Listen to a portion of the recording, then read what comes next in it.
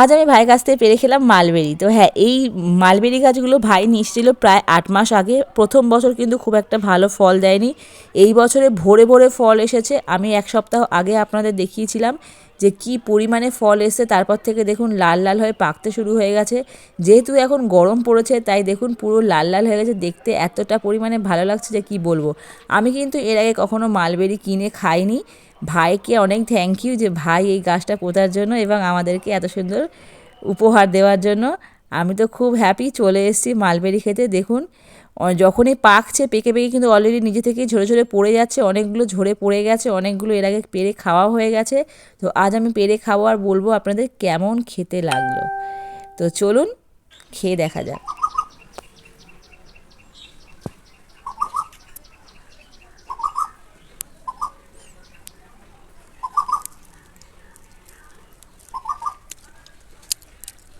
দারুণ খেতে, মিষ্টি, মানে যত কালো হবে তত বেশি মিষ্টি।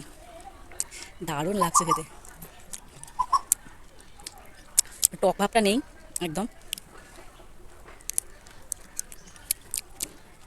কালোগুলো বেশি মিষ্টি আর যেগুলো একটু লাল লাল সেগুলো হালকা হালকা টক টক। কারা কারা খাবে চলে আসে। কিছুটা আমি খেলাম, কিছুটা পেয়ে নিলাম বাড়ির সবার জন্য। তো দেখুন আমি সাদা প্লেটে সাজিয়েছি, কি দারুণ লাগছে দেখতে। দারুণ দেখতে লাগছে আর খেতেও কিন্তু অপূর্ব ছিল। তো আপনারাও এরকম গাছ বাড়িতে করুন আর এই প্রকৃতির যে উপহার সেগুলো উপভোগ করুন। তো আজকের এই পর্যন্তই, দেখা হচ্ছে নেক্সট ভিডিওতে। টাটা।